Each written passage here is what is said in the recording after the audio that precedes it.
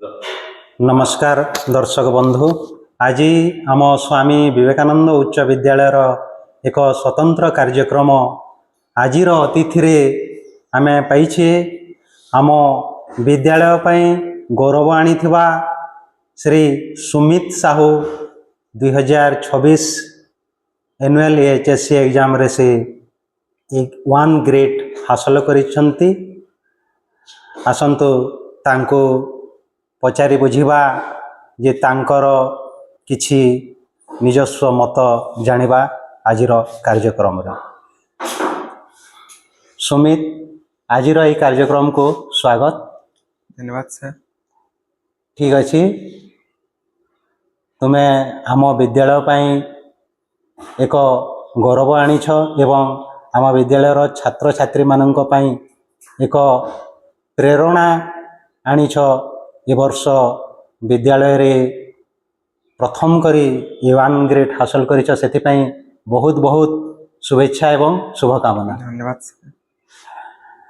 ठीक अछि सुमित, आम स्वामी विवेकानंद उच्च विद्यालय विषय रे तुमे कोन कहबा को चाह?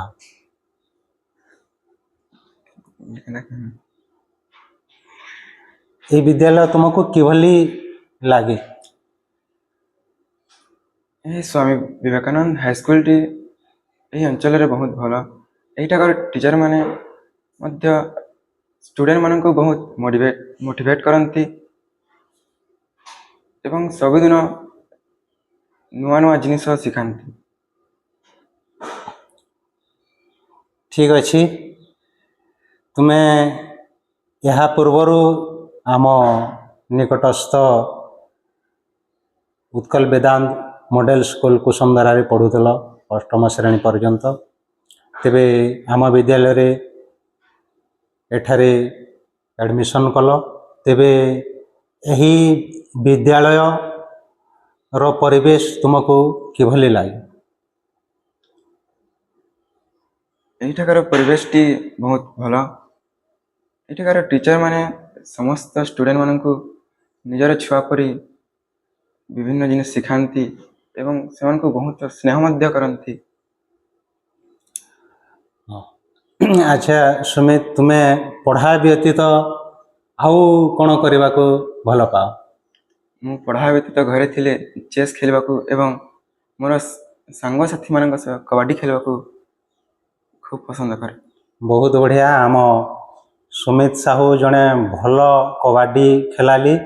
से ए वर्ष आम ब्लॉक स्तरीय कबड्डी प्रतियोगिता रे भाग नेबा को जाइथिले, किंतु तांकर ओजन 55 केजी रु अधिक हो जवारो सेथिरु से बात पड़िथिले। तेबे एथिरु जो बात पड़िथिलो निश्चित भाव रे कष्ट हिथिबो।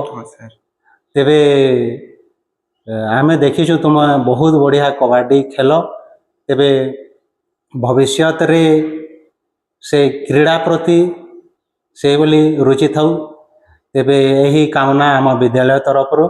एवं तुमे निजे व्यक्तिगत फिट रहिबा को कोन करिथा? मु सकाले प्रतिदिन एक्सरसाइज करे एवं संध्यार मध्य मु मोर सांग मानक सहित खेलबा को जाए। बहुत बढ़िया।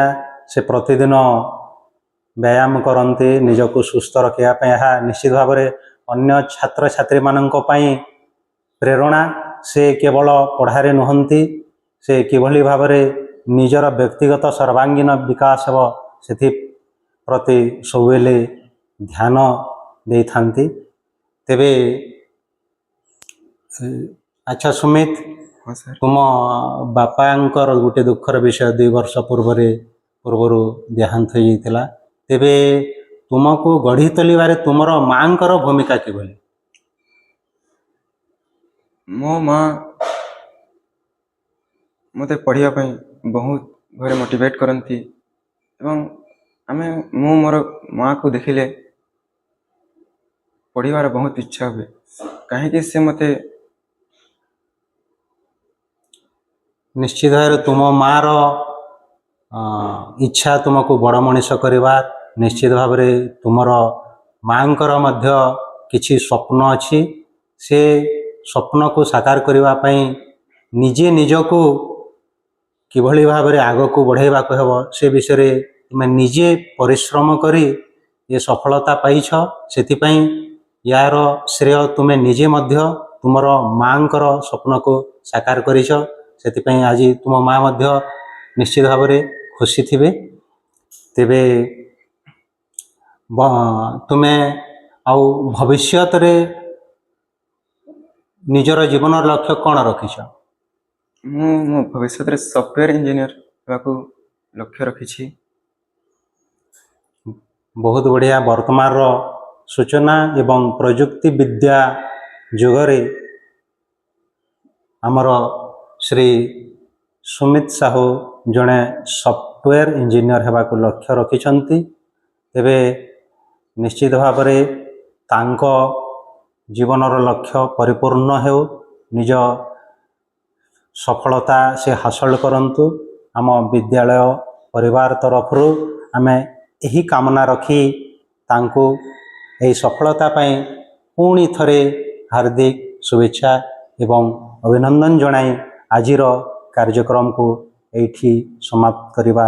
ଧନ୍ୟବାଦ, ନମସ୍କାର।